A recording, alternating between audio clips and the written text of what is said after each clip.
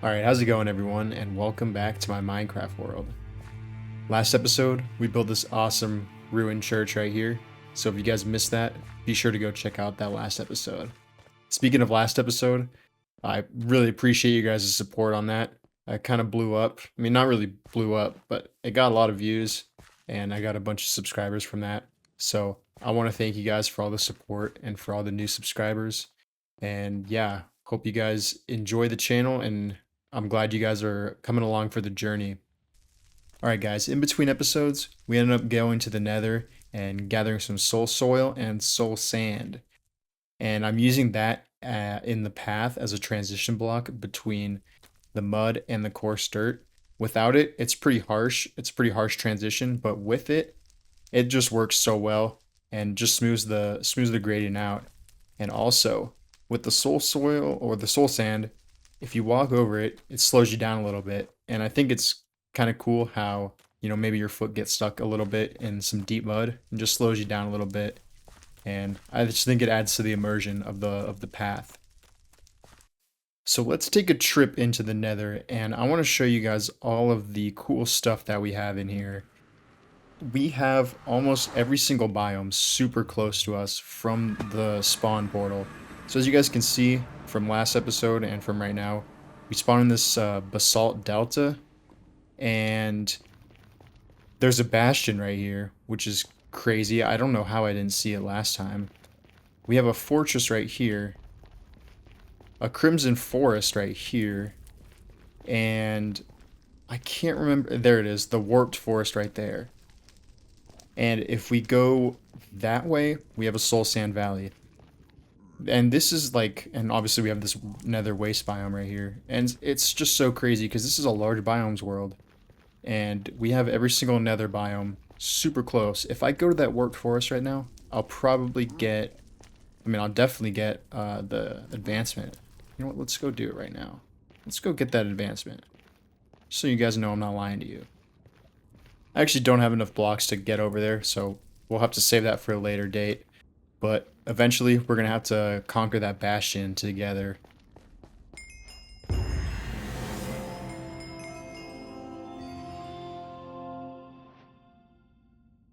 But yeah, I just wanted to show you guys that. I thought it was pretty awesome.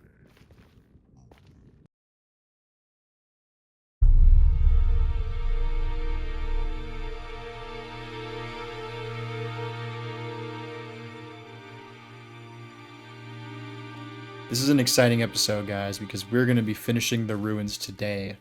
And the first step in that is going to be getting some custom trees in here. So I got a bunch of materials laid out right here. Some birch leaves, spruce leaves, azalea leaves, some tuft, and some spruce logs. And spruce buttons, spruce trapdoors. So we're going to be making some custom trees with that. These trees are going to be heavily inspired. Almost even, I would go as far as to say copied from B00 and his forest on Hermitcraft. I mean, that thing is just absolutely beautiful. So I've actually never made custom trees. So I thought that it would probably be a good way to learn by imitating his style and his trees and seeing how I could make it my own. So everywhere we see a chest is going to be a custom tree. Got one right there. I got one back here. And then I also got one right there. And then another one in the back of the church as well. And there's going to be a bunch of trees right here, a bunch right here.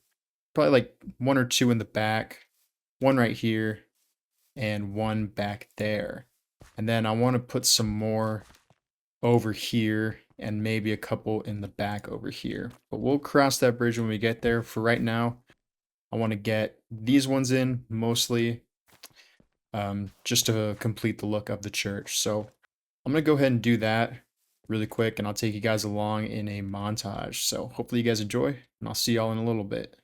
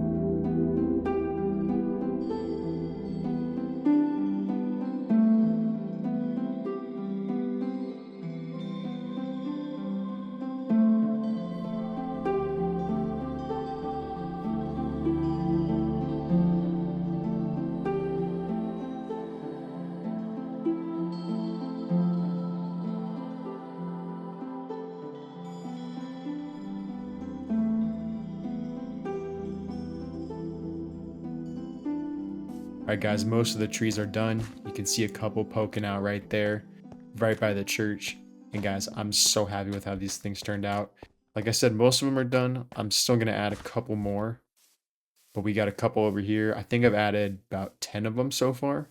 Took me a couple hours to do, but guys, it's so worth it. It adds so much to the ruins, and I'm just loving how they look. So we ended up going with the tuff on the bottom with some walls just to thicken out the trunks, and then we transition into the spruce, the strip spruce, and then up into the tuff again into walls and a bunch of leaves around there. So we have the spruce leaves on the bottom, birch into azalea, and it just adds this nice gradient so it gets brighter as it goes up. And then we have mossy cobblestone on the bottom for some of them, just to signify that they've been there for a while and they have moss growing on them now. Alright guys, so we'll take a closer look right here. As you can see, we got some trapdoors signifying branches, and then we have some buttons. I like to think of these as the knots in the tree, or they could even be mushrooms, or they could be either maybe like baby branches too. But guys, check out the church. As you can see, if you go down this way, you can barely see it. It's really hidden by the trees. And then once you cross the bridge, you get the grand reveal of the church. And I think it does so much just for the immersion and for the sight lines. You know, it's hidden, and then you finally get a good look at it once you cross the bridge and you look up. I think it looks so cool. We got some baby trees right here, a little grove right here, 2 trees over there, and then if we go through here, we got 3 trees right here. I think these are my favorite I've done. I just love how that branch is sticking out, and you know, there's just a little tree right there. I just think, I don't know, they look so cool. I'm gonna go ahead and scale this mountain, and we'll take a look at the village from a bird's eye view. All right, guys, this is the view I've been coming to just to take a look at the ruins with all the trees in it. And guys, this looks so cool. I wasn't really a fan of the whole color palette or the whole gradient in the beginning, but the more I look at it, the more I really like it, because some of the trees, or most of the trees, are a lot taller than the regular spruce trees.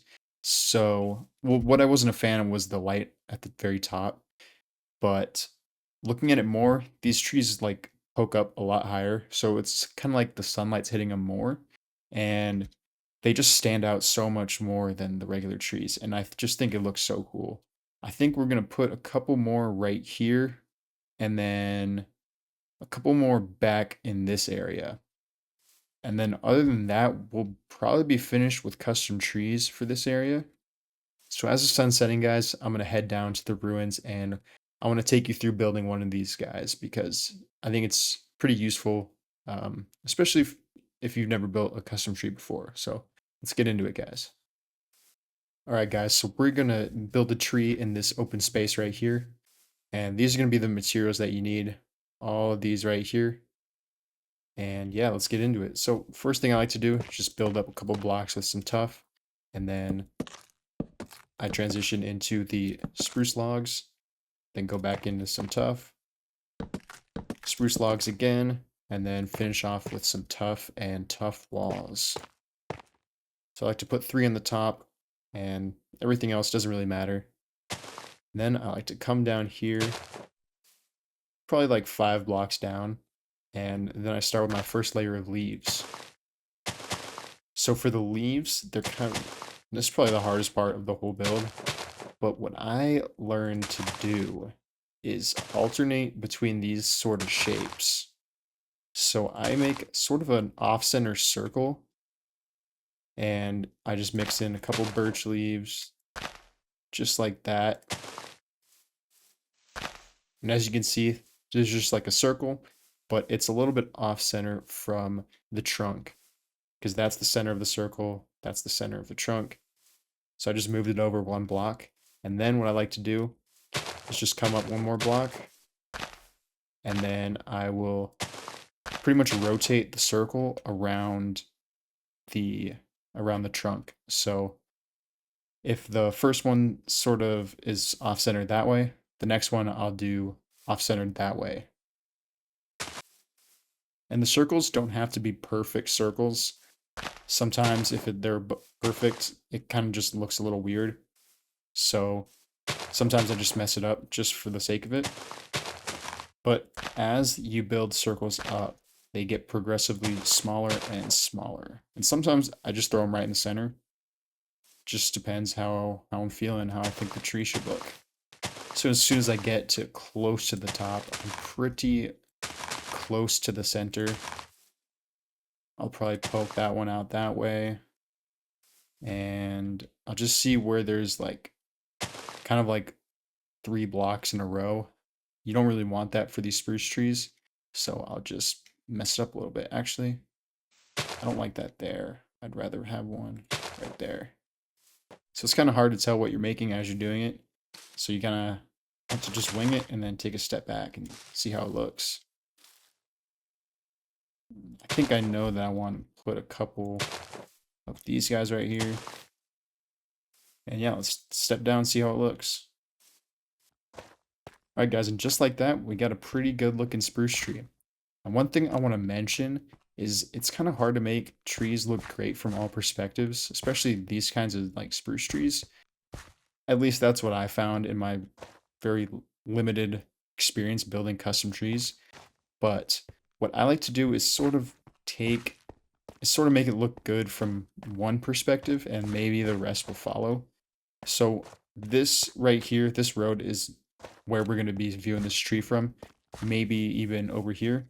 So what I like to do is set up the first like leaves that I showed you guys sort of perpendicular to the axis you're viewing it on. So if you're viewing it straight on like this, right? You want your leaves to be on your bottom leaves to be on this axis. So they sort of fan out and they add a lot of width to the bottom of the canopy, and then you pillar up and build up from that. And I think if you guys have a good like solid base, then the rest of the tree follows pretty naturally. So that's kind of the philosophy that I've been using to build on these.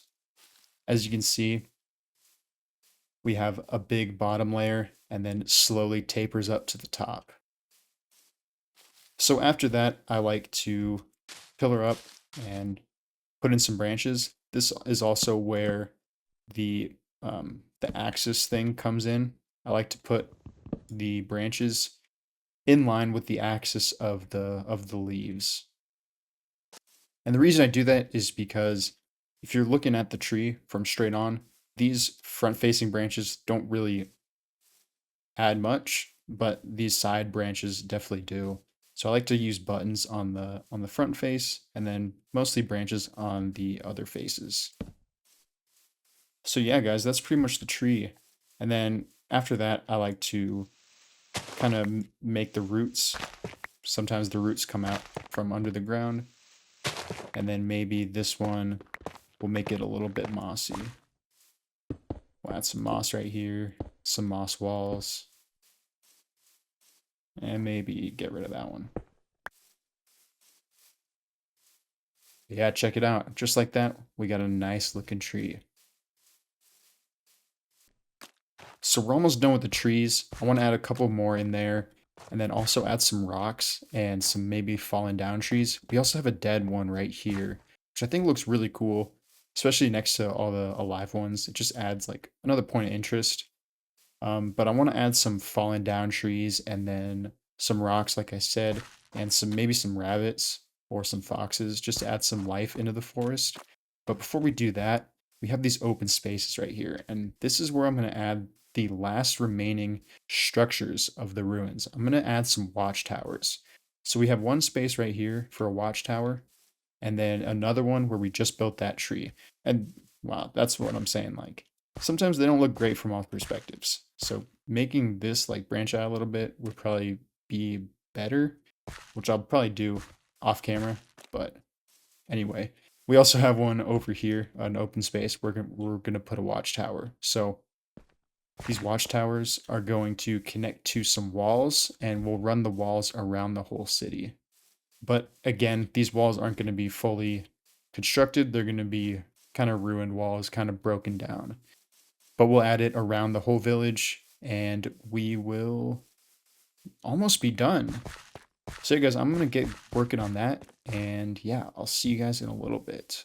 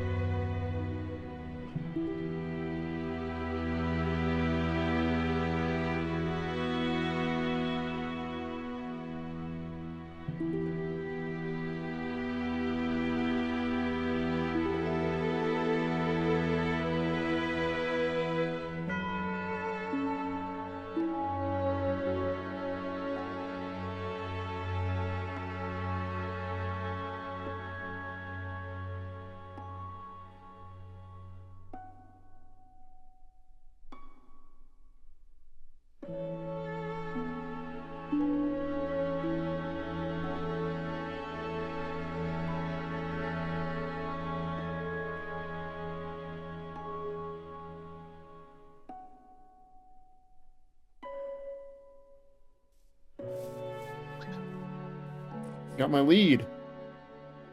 Give me my lead, please. Can I have my lead? Give me my lead. It's so dangerous out here. What if I give you guys sweet berries? Take those. Oh, it worked. It worked. I'm a genius.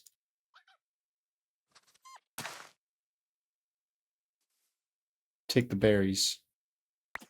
Yes.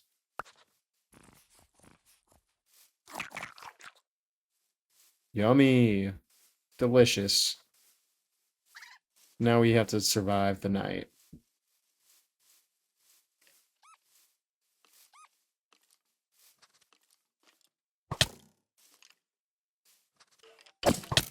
Nope, nope, nope, nope, nope, nope. Yes, get him, creeper. No. Guys, we gotta go. Guys, we gotta run. Oh, there's a spider jock. No! No, my fox. Oh, I just heard one die.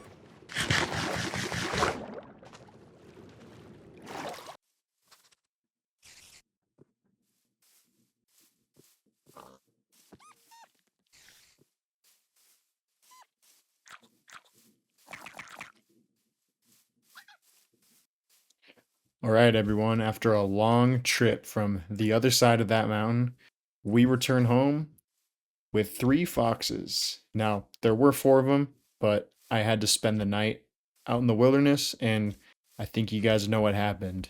Very tragic things. Anyways, we're gonna have to find a place to put these guys. So, oh, there he goes again. Get over here, bud. I think right here is gonna be a great spot for one of them. Let's dig a couple down. And now they're all tied there, which we don't want. Here you go. You can sit here and enjoy your life. Is this a thunderstorm? Oh well. I think one right here would be pretty cool.